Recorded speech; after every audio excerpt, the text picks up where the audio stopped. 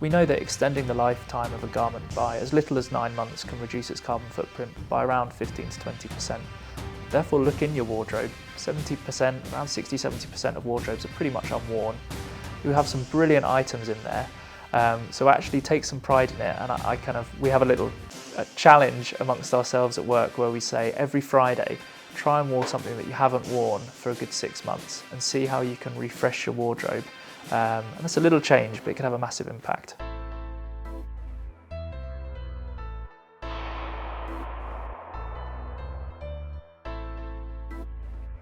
Hi, I'm Naomi May, writer and fashion editor, and I am so excited to be joined today by George Barrett, who is the Sustainability Manager at John Lewis Partnership.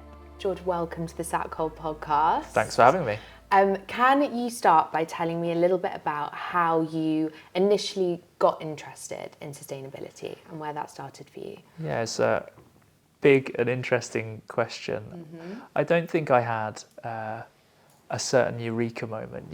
You hear people now who are saying, oh, I've seen this Netflix documentary and now I'm so passionate about that. I think it goes back to certain family values. I grew up with my grandparents, very much instilled this waste not, want not mentality in me, kind of repairing clothes or not wasting food, growing stuff in the garden as much as possible. And I think I just took that forwards with me, I think.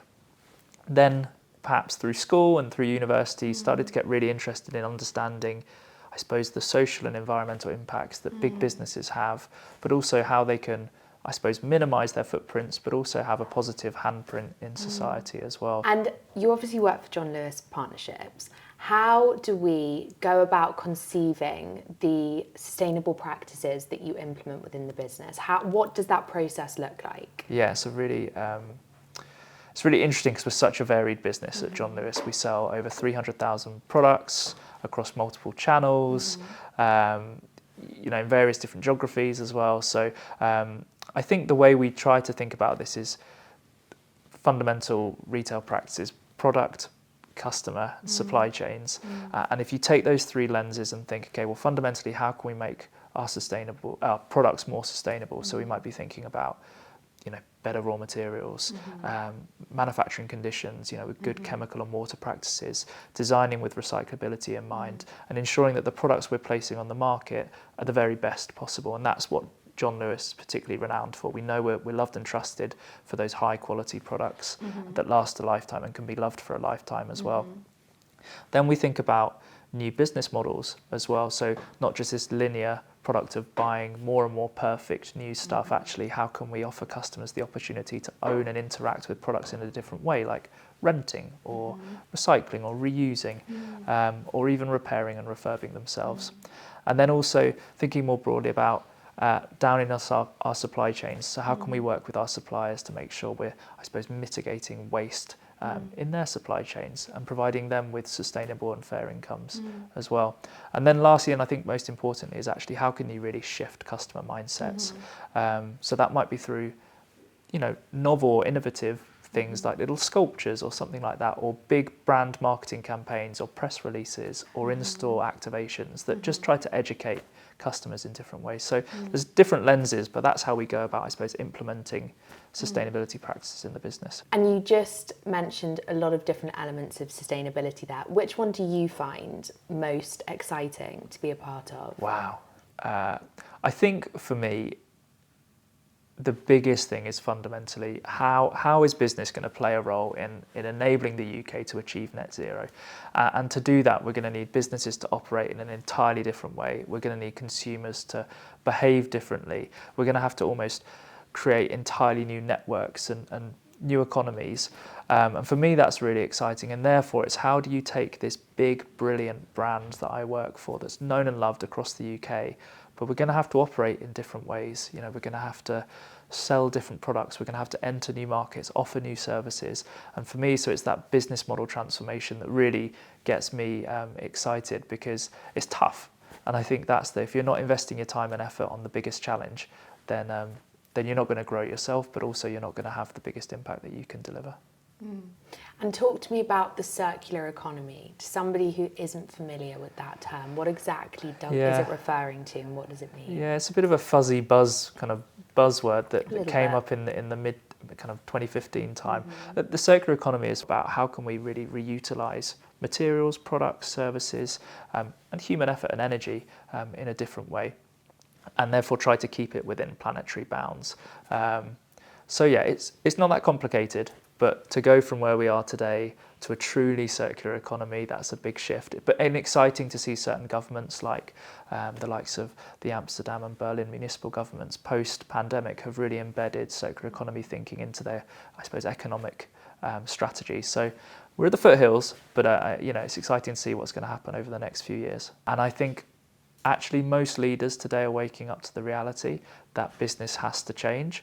But the toughest thing for a sustainability professional like myself that wants to see the change at 100 miles an hour as quickly as possible, as big as possible, is actually working out how do you navigate that story or the narrative over time, both for a business leader, but also for a customer as well. Someone very wise said to me recently that in the sustainability space, we are selling organic avocados to toddlers.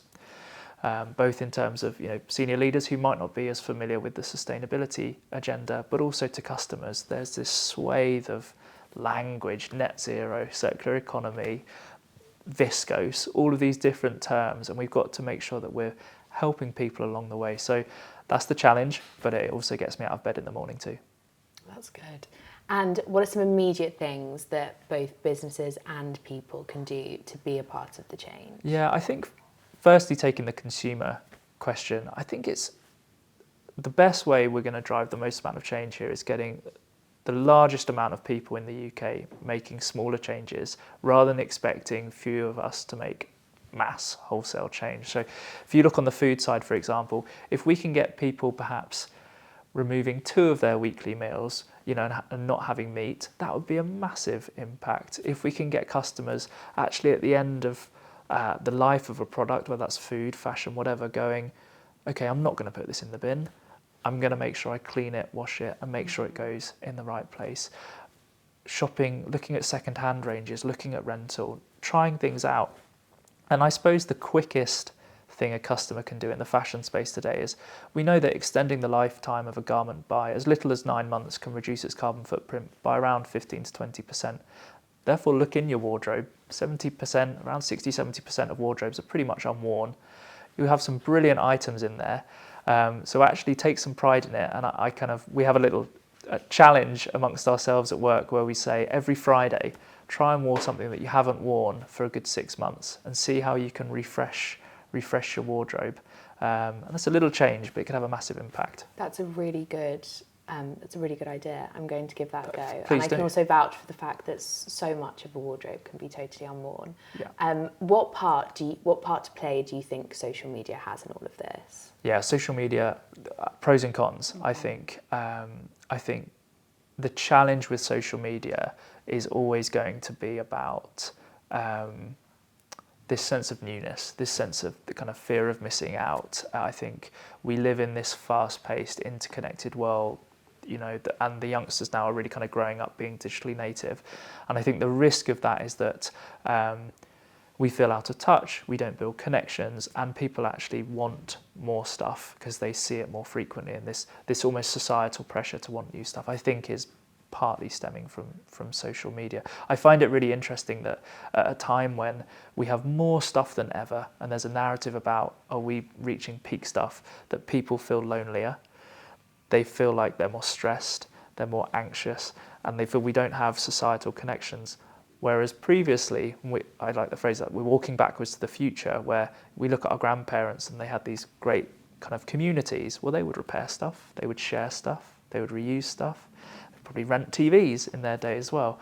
So actually, we're just kind of walking back to the future with some of this stuff.